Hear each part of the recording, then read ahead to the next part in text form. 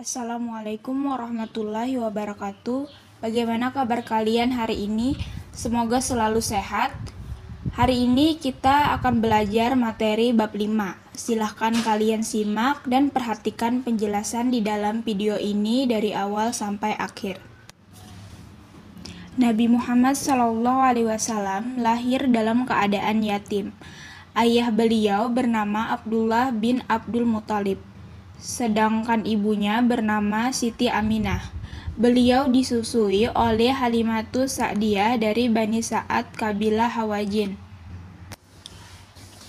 Pada usia 6 bulan, ayah beliau yaitu Abdullah bin Abdul Muthalib meninggal dunia. Kemudian beliau dirawat oleh ibunda beliau. Dan ketika ingin berziarah ke makam Abdullah bin Abdul Muthalib, Siti Aminah wafat ketika Nabi berusia 6 tahun. Kemudian Nabi Muhammad SAW pun diasuh oleh kakek beliau, yaitu Abdul Muthalib.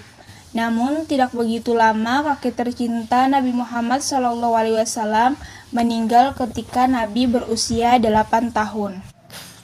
Selanjutnya Nabi diasuh oleh pamannya Abu Thalib sampai menginjak remaja. Di usia 10 tahun, beliau mulai menjadi pengembala ternak milik orang lain di daerah gurun pasir yang sangat panas.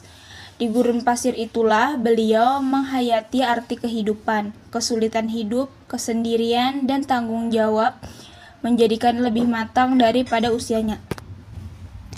Abu Thalib melihat kecerdasan dan kematangan keponakannya, maka pada usia 12 tahun, Nabi Muhammad SAW diperkenalkan kepada ilmu perniagaan.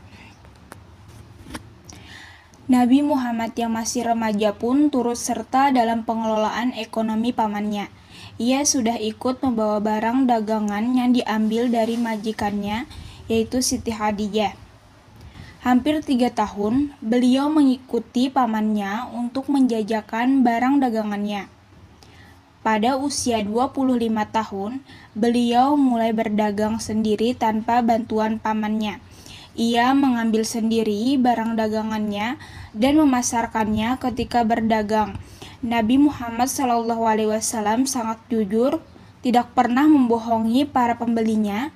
Beliau tidak pernah mengambil keuntungan yang terlalu besar, selalu berkata sopan, ramah, dan penuh kasih sayang.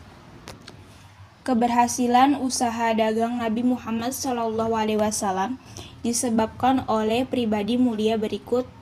Yang pertama, berpendirian teguh. Yang kedua, memiliki semangat kerja yang tinggi. Ketiga, memiliki kejujuran yang luar biasa. 4. Menjunjung tinggi amanah atau kepercayaan yang diberikan orang lain. 5. Mampu menghadapi segala cobaan dan rintangan dalam perjalanan. 6. Menyamakan pelayanan terhadap para pembeli. 7. Memiliki sifat percaya diri. 8. Menampilkan keramahan dan kesopanan serta kasih sayang kepada siapa saja. Kejujuran perilaku santun, kesopanan berbicara, kerja keras, dan kecerdasan Nabi Muhammad SAW itulah yang membuat Siti Khadijah tertarik dan akhirnya menikah dengan Nabi Muhammad SAW. Dan mereka dikaruniai 7 orang anak, yaitu Ibrahim, Qasim, Abdullah, Zainab, Ruqayyah, Ummi Kulsum, dan Fatimah.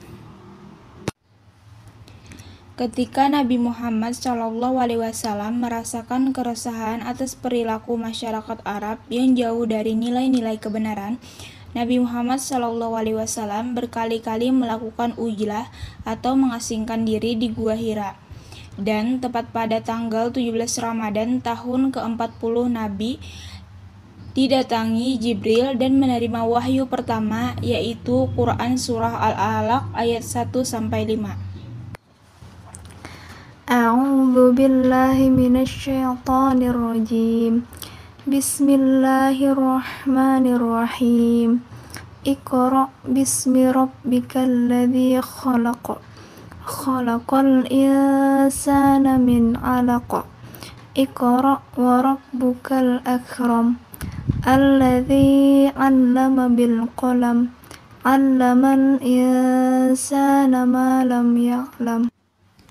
Yang artinya, bacalah dengan menyebut nama Tuhanmu yang menciptakan. Dia telah menciptakan manusia dari segumpal darah. Bacalah, dan Tuhanmulah yang maha mulia, yang mengajarkan manusia dengan perantara kalam. Dia mengajar kepada manusia apa yang tidak diketahuinya. Quran Surah Al-Alaq ayat 1-5. Wahyu pertama inilah yang menandakan bahwa Nabi Muhammad SAW dipilih dan diangkat menjadi rasul. Setelah wahyu pertama ini, Jibril tidak muncul lagi untuk beberapa lama. Sementara Nabi Muhammad SAW terus menantikan wahyu berikutnya dan selalu datang ke Gua Hira. Dalam keadaan menanti itulah turun wahyu kedua, yaitu Quran Surah Al-Mudassir ayat 1-7. Sekian pembelajaran hari ini, semoga bermanfaat. Jangan lupa cuci tangan pakai sabun, menggunakan masker, dan jaga jarak saat keluar rumah, jaga kesehatan. Dan jangan lupa tulis nama dan kelas kalian di dalam kolom komentar, yang berarti kalian sudah menyimak materi kita hari ini, dan jangan lupa like dan subscribe.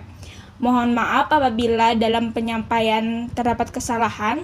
Wassalamualaikum warahmatullahi wabarakatuh.